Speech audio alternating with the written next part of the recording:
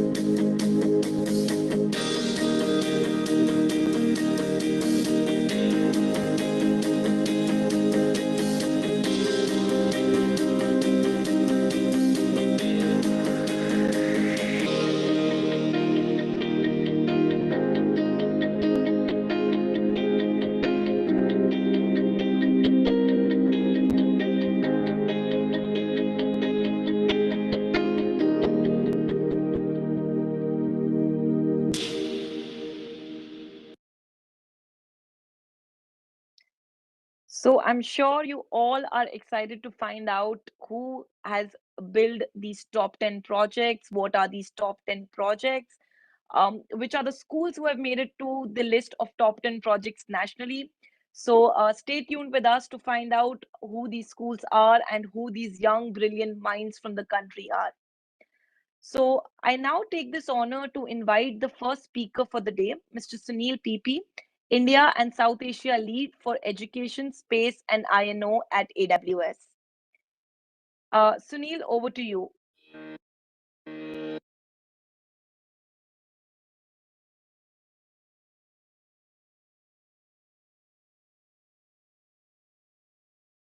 Okay, can you hear me? Yes, Sunil, we can hear you. Hey, thank you. Hi, everybody. Thank you for this opportunity. Good seeing you, Gautam. Good seeing you, Dr. Chintan. So just quickly, sir, this entire project, I want to just maybe look at the last 90 days, 100 days of working on this. We had this view of creating this, but then we were quite not sure as to how the impact would be given the number of holidays coming up, etc., etc. But I think the results have been quite astounding. We have close to 6,000 projects in 30 days that have come in from different parts of India. 28 states have participated. I think the numbers are quite outstanding.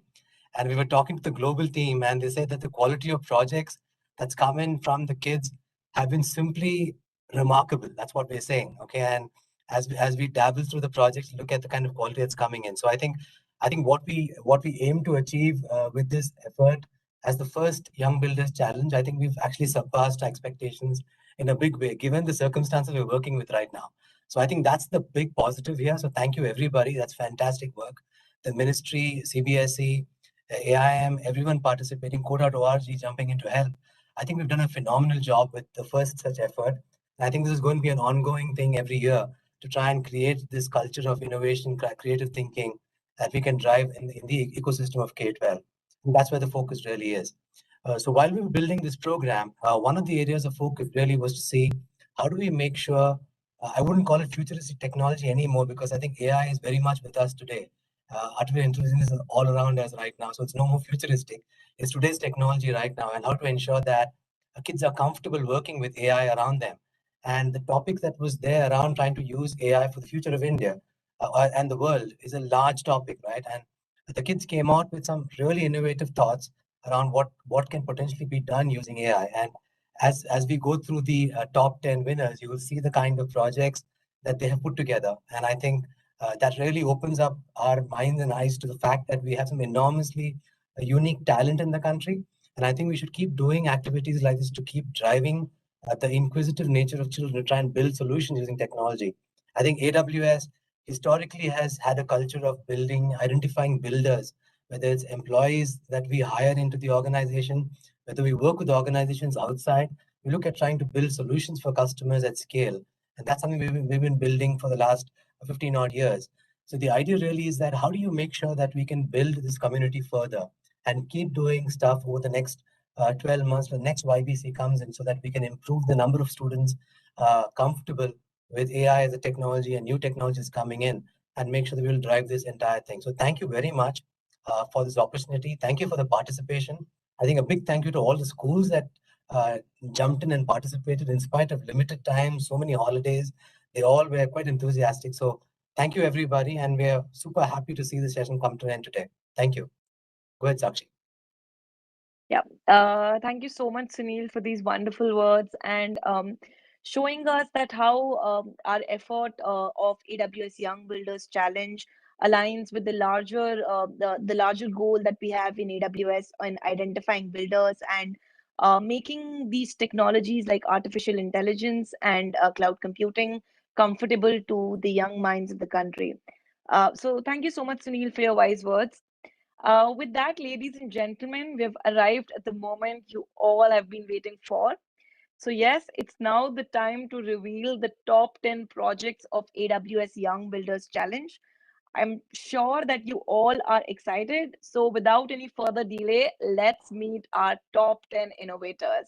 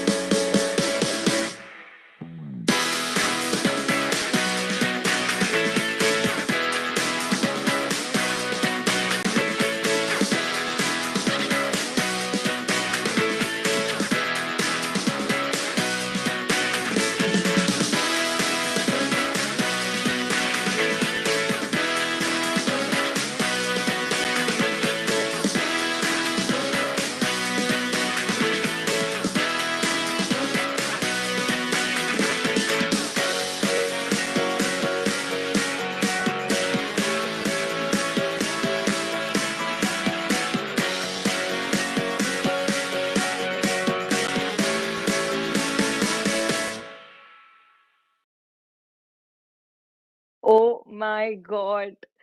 I see some brilliant ideas that students have put into practice using AppLab and SpriteLab on code.org. If you ask me, I'm blown away by the creativity of these projects. These projects are definitely bar raising, and I think it's safe to say that the future of the country is in right hands. These top 10 schools will be awarded with a virtual AIML lab for 1 year, Amazon voucher worth 30,000 INR, trophies for schools and students, and AWS branded goodies. The students have earned some bragging rights for their respective schools. All of these top 10 projects were put into public voting for last 24 hours. And as per the latest data, we have also identified three public favorite projects that have been developed by the students in the top 10 list. So now revealing the top three public favorite projects were developed by these respective schools. The first project that we have in list is the first project we have in list is from Aditya Vishwaram Residential School, Pondicherry, with 2,247 votes.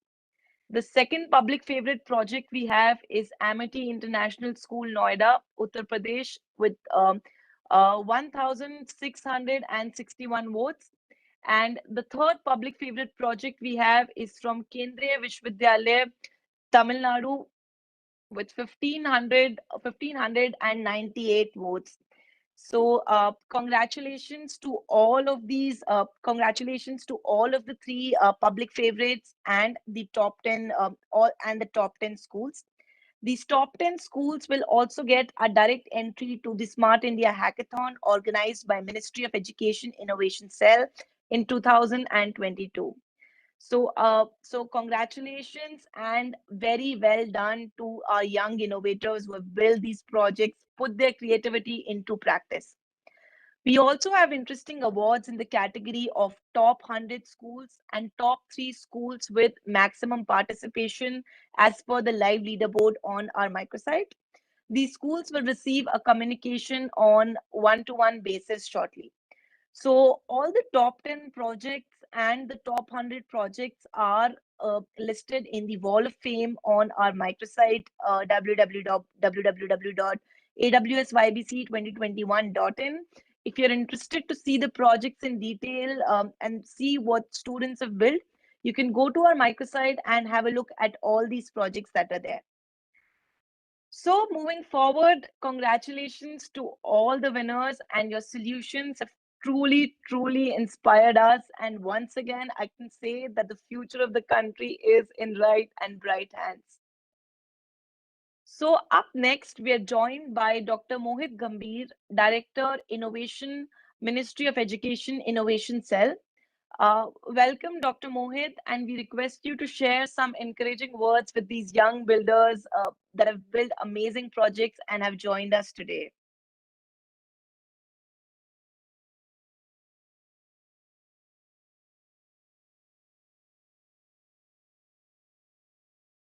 Great. So I was just symbolizing and that I am muted.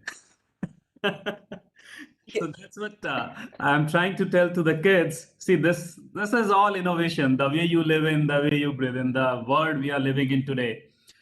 Every day you have to come up with lot many things. The challenges which you people are facing, we people are facing, rather everywhere in the world. So it's like every day throws a new challenge, and we have to dig up a solution for that. And to all the kids, primarily, I would like to say, or the buzzing innovators, I should use a word that would be the more appropriate. What a wonderful, uh, ideation, the presentation you people has done. You people have created all these sort of ideas. Yes, uh, I know that whenever we discuss this at a forum and we talk to the senior kids or the school, college going students, they are doing similar, something better. Many times I hear, or I keep on hearing from a lot of people, that what is the comparison? Like if school students are doing the very same thing and the college students are ending up doing a little bit incremental stuff. But I believe primarily it's more of a learning curve, right? It's about, so majority of the time, we always discuss that we have to give the seed money to this particular idea, to the grants to this particular solution. I quite often say that invest in people, invest in an individual. Maybe that's what I have learned of late. Even me being a sort of very small or an initial level angel investor, that if I keep on investing in an individual, you as an entrepreneur, as an innovator, as an inventor, may that idea may not work. But if you have that kind of curiosity quotient to solve the problems, to come up with one or the other solution time and again, certainly a time comes that yes, this is the kind of solution work. But if I say that I have invested in an idea and that not on an individual, and I have not nurtured an individual or nurtured a team to grow further, to think beyond, then I believe that whole process becomes meaningless. And on that note, again, I would like to. So my daughter is again sixth grade, the younger one. So there is a day challenge, that is a daily challenge for her.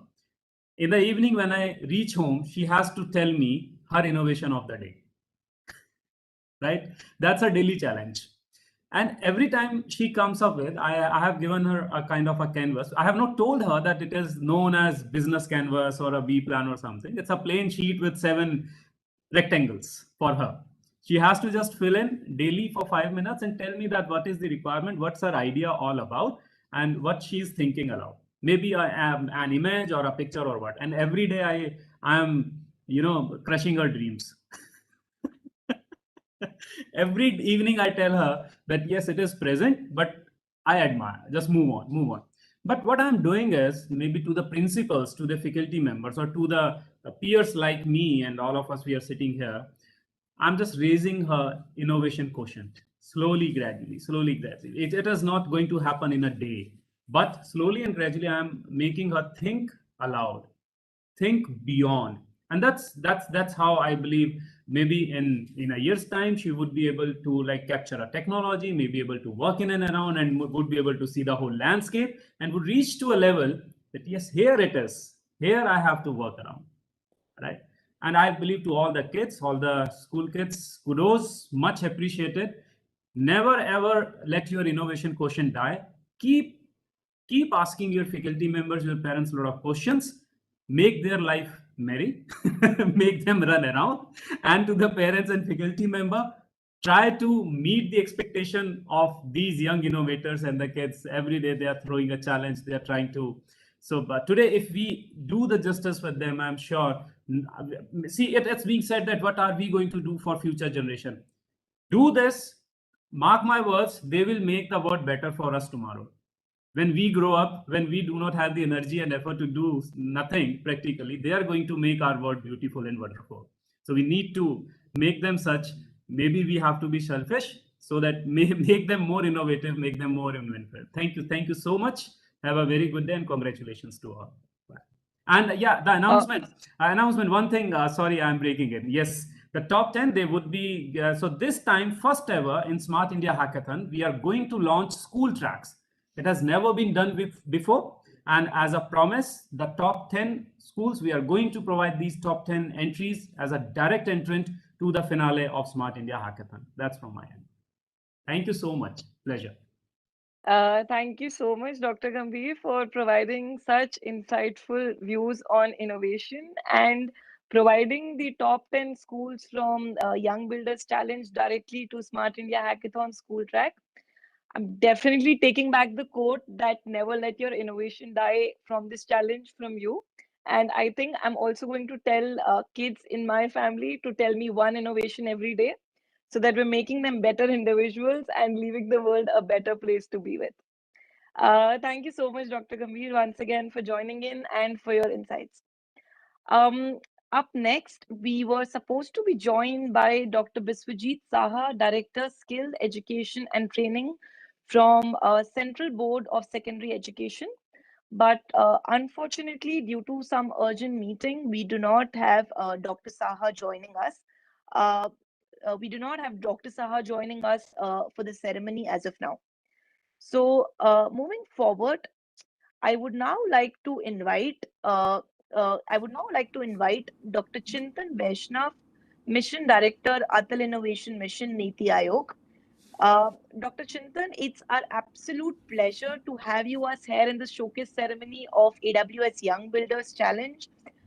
We acknowledge all the support we have received from the Atal Innovation Mission team. And now over to you to share a few words from your side and bless the ceremony today and the young builders. Thank you very much, Sakshi. Can you hear me all right? Yes, we can hear you.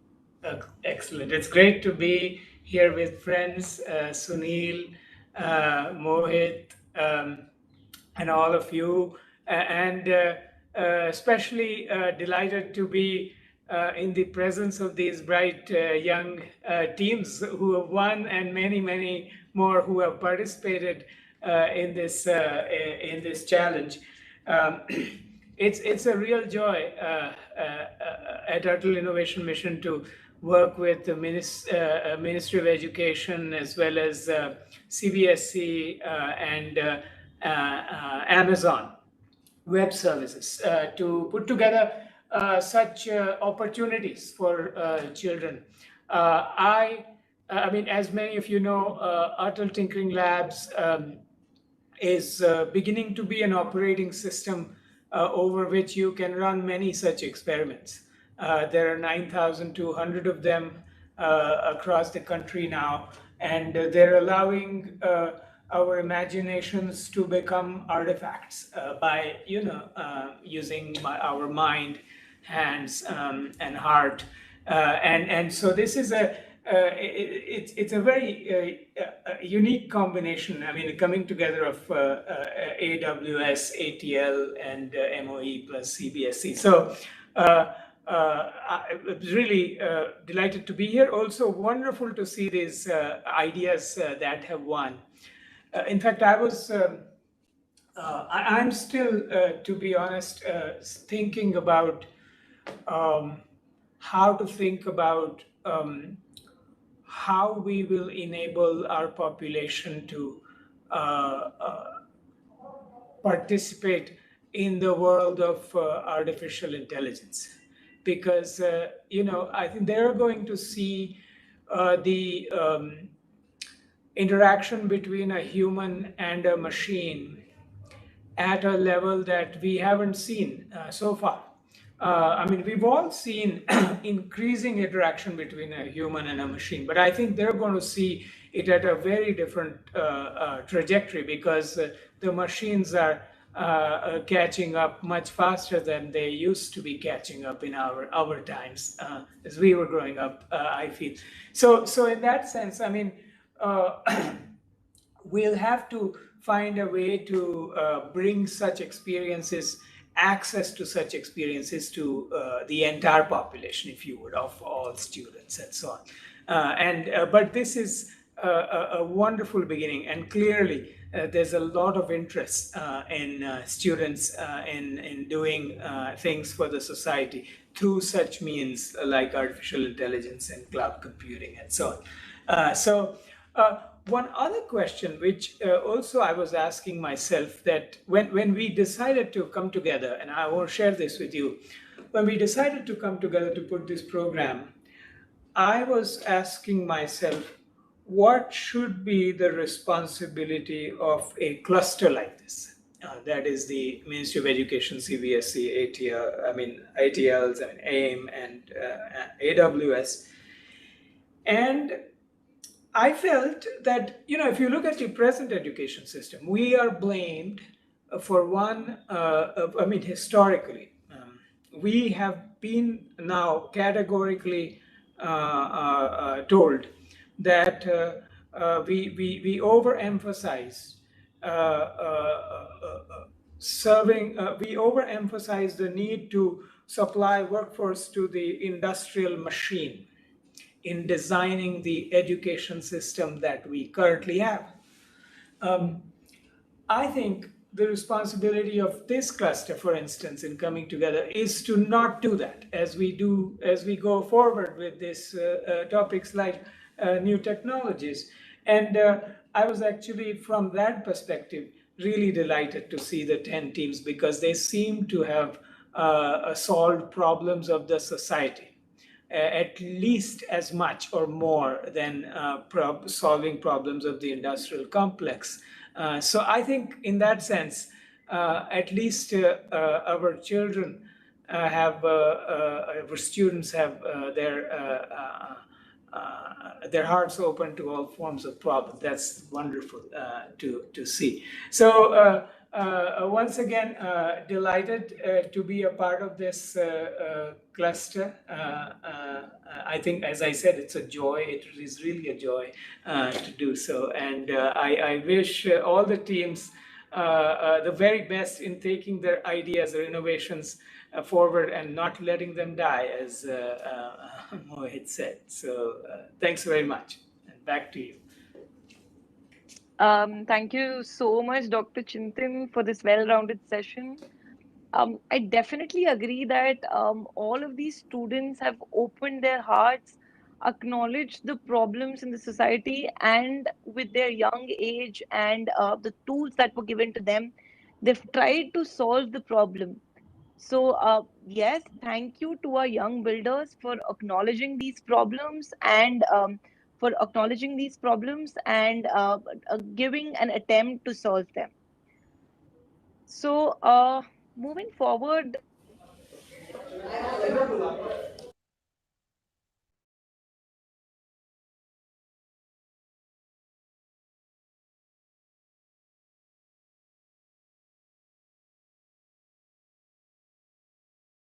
Sorry, I think Sakshi's have some internet issues.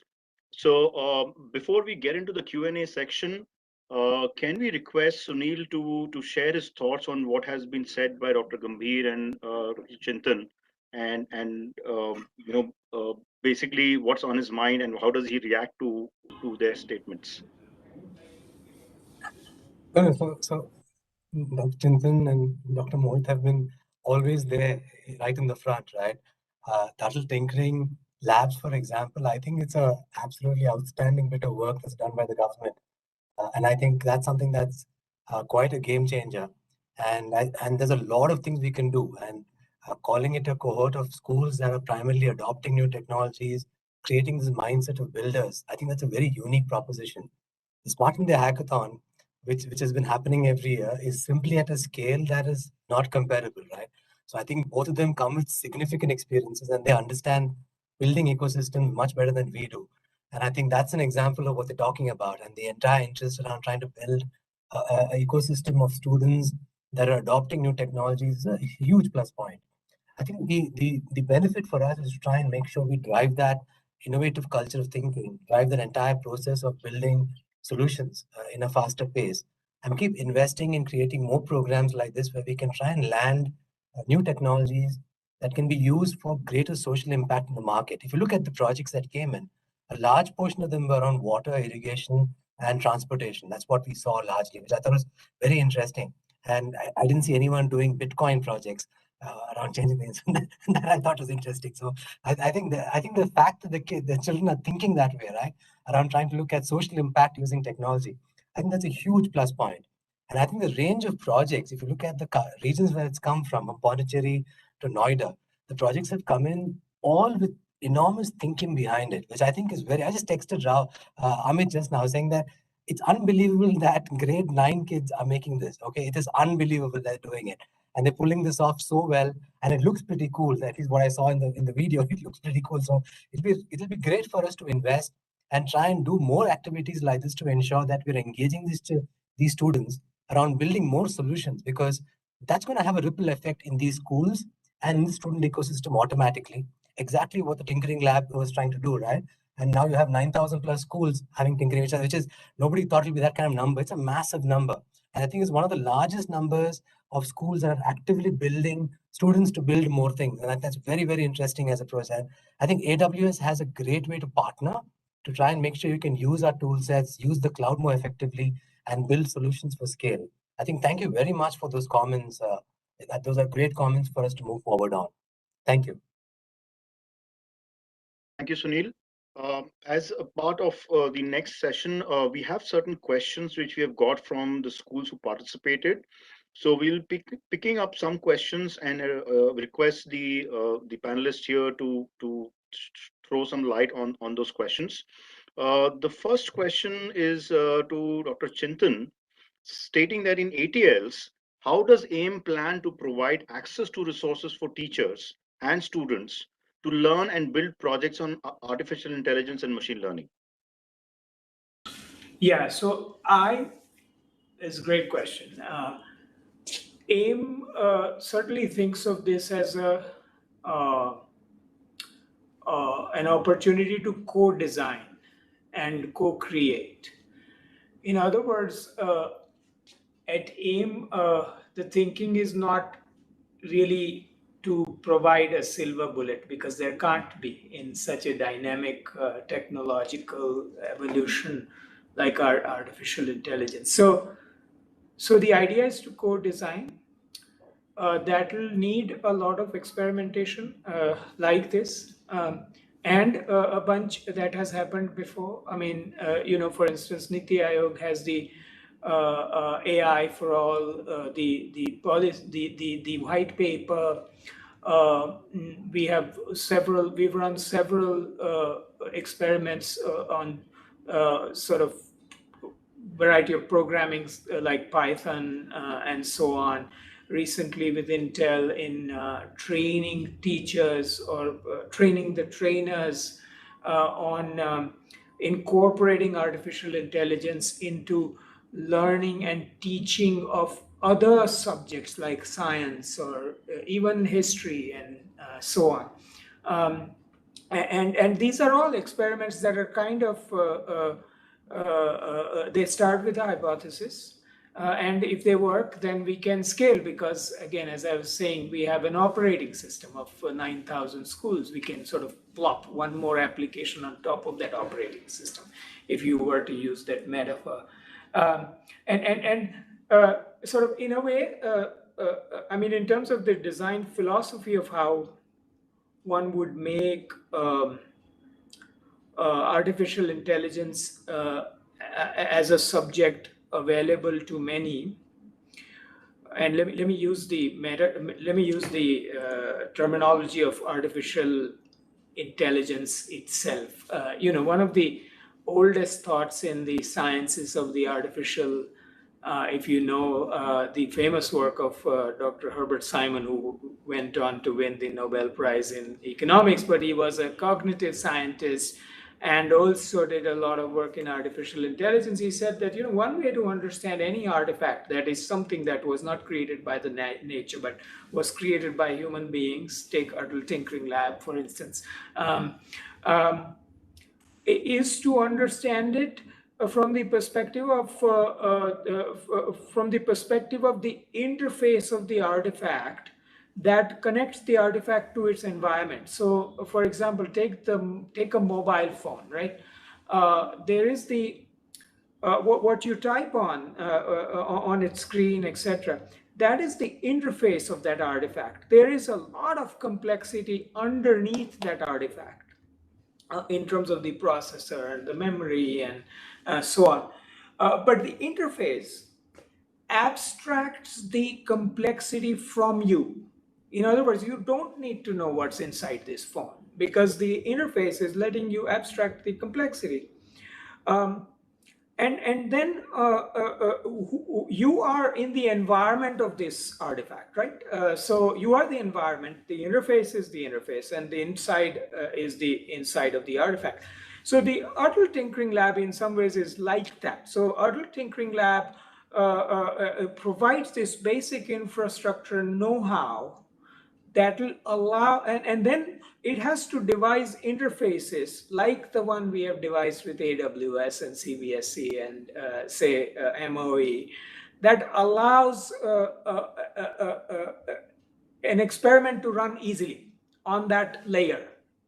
That's designing a seamless, easy to use, inviting interface is the way to teach many such things, including artificial intelligence, is how I think about it. And on the internal side, I mean, there's a lot of work happening. So for example, one might say, okay, what are the determinants of why 2,000 plus schools showed up in such a short time for such a competition?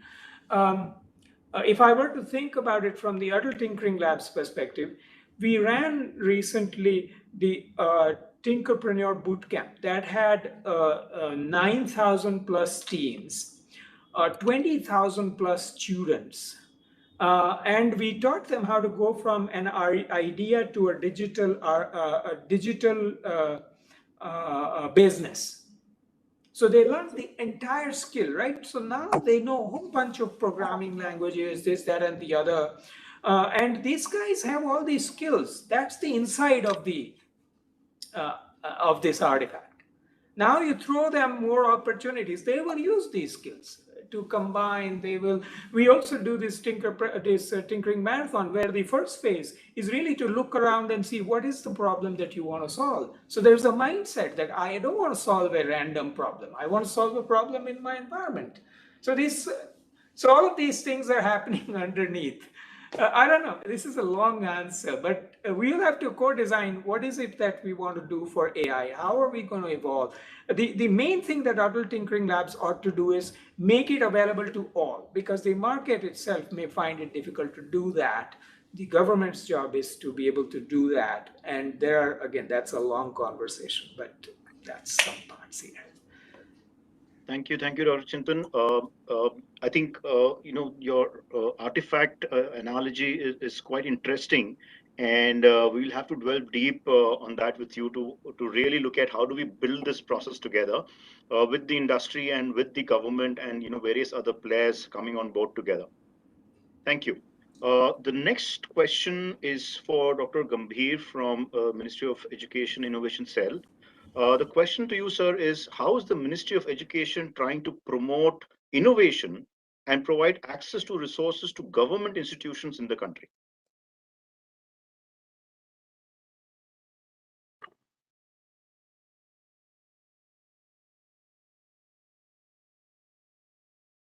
Thank you. Yeah. So one thing I would like to correct out here, Amit, that's not only about government institutions, though I believe for us, and primarily I generally believe, and I'm sure Dr. Chintan will agree, all of you as well. Innovation never comes from a place, a mind or something. It doesn't do any biases like from where it is coming from. For me, all are together. So what we do from here as an, be it any institution, we go there, be it any student, be it any kid, we go there, we try to reach, and that's the aim of AIM, and that's the aim of us as well, and that's what we are always aspiring for.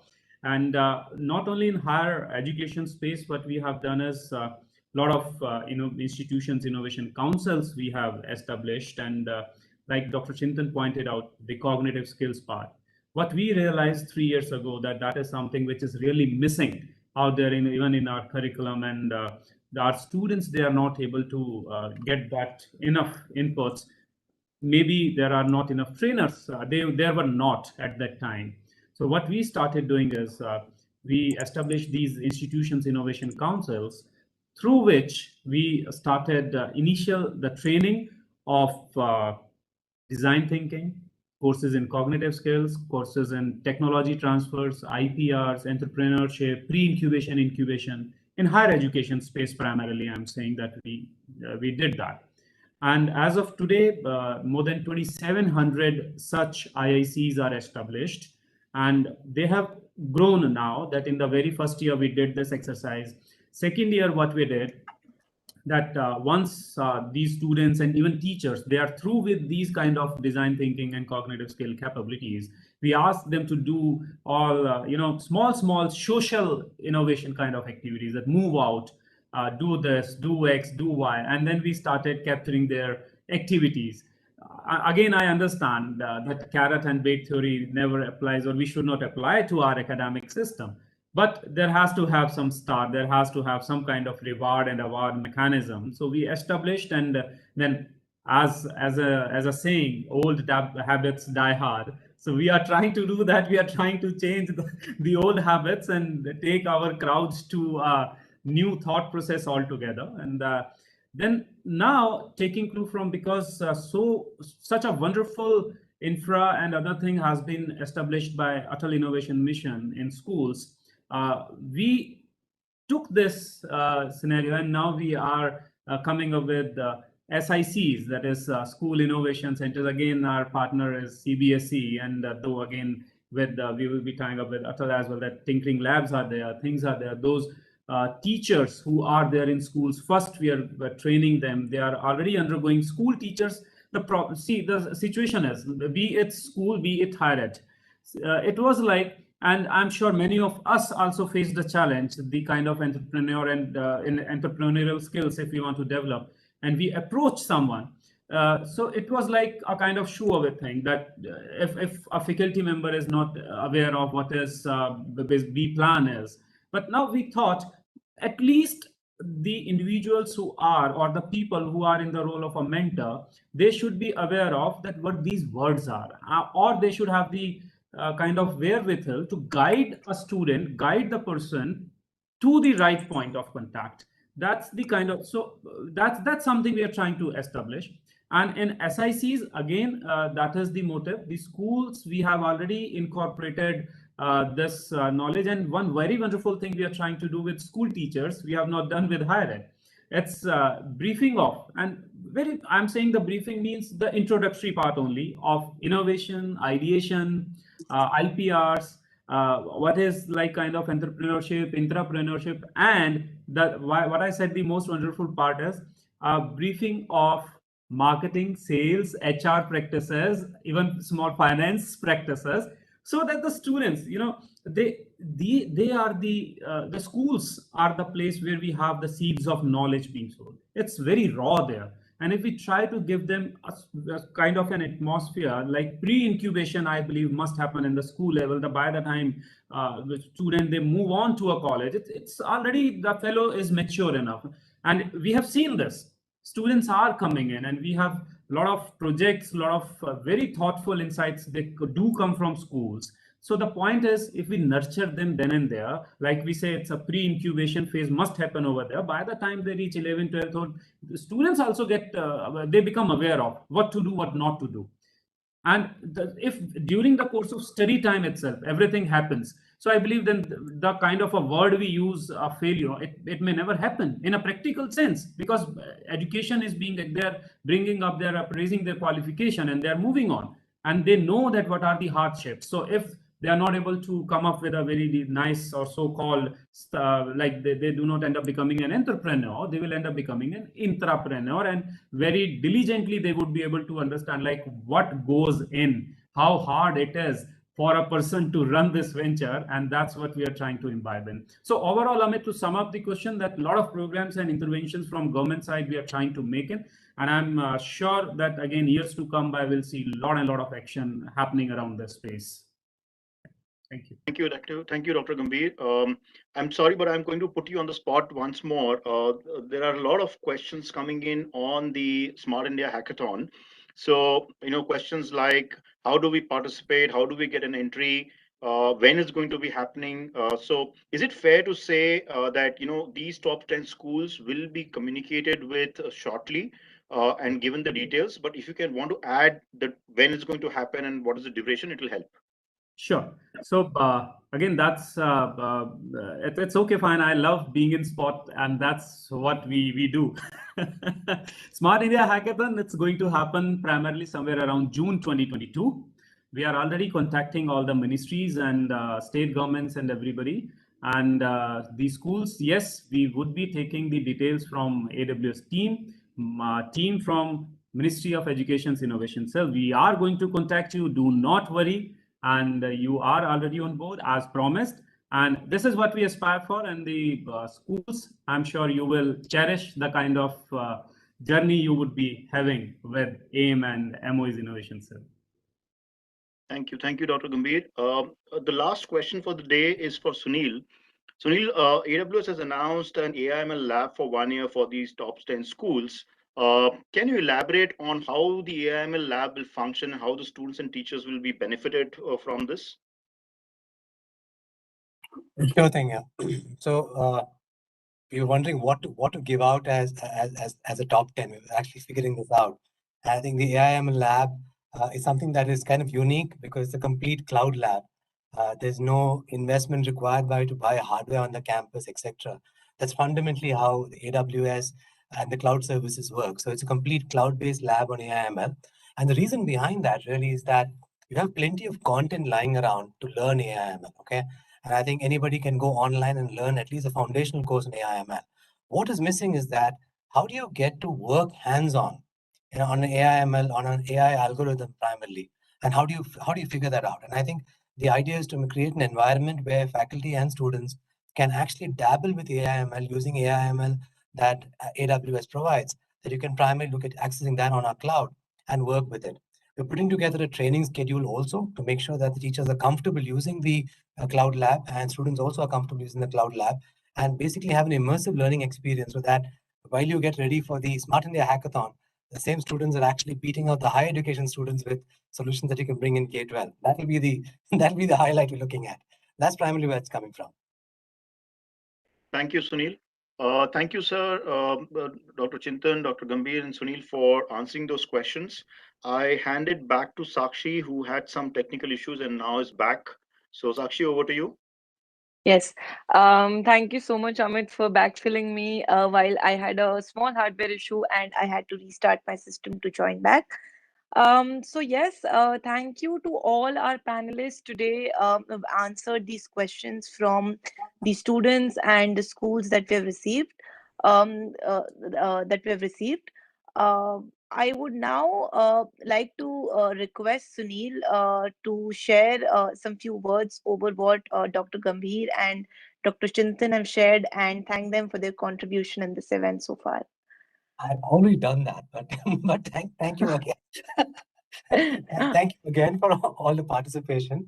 I think this wouldn't have been possible without the support. Really, I've been hearing about the difficulties we've had to try and make sure we can scale at the level that's there. Dr. Chintan, Dr. Mohit, it's been really helpful to try and see support. I think Coda.org was immensely supportive too. I don't see them on the panel, but then they have primarily been very, very helpful to organize this. What we can look forward to is a much larger. Okay, I'm committing in advance. And Amit may not like it, but I said that let's make this an even larger event for next year because we have limited time to roll this out. But I want to make sure that the Young Builders Challenge becomes an annual event. That we look at driving participation from all schools in the country and try and build this community of builders in a much larger manner. That's primarily where we go. So thank you very much for your time. Thank you very much for the comments and participation. Thanks, Sunil. With this, we've come to an end of an action-packed event. On the behalf of the entire AWS team, I would once again like to extend my gratitude and support to Ministry of Education's Innovation Cell, CBSE, Atal Innovation Mission Niti Aayog, and Code.org for their constant support throughout this challenge. So, thank you all for your time today with us at the AWS Young Builders Challenge 2021 virtual showcase ceremony. My special thanks to all the dignitaries for coming in and taking out your time to bless this ceremony virtually. We will be contacting all the schools via email and we will be sharing more details on your prizes and, as Dr. Gambhir mentioned, on your participation in the Smart India Hackathon. I hope you all have found this event informative and exciting. So, signing off, this was your host Sakshi Malhotra from AWS team, and I wish you a wonderful evening and a great day ahead. Goodbye, everyone, and thanks all for joining in. Thanks, everybody. Thank you very much. Thank you. Thank you very much, everyone.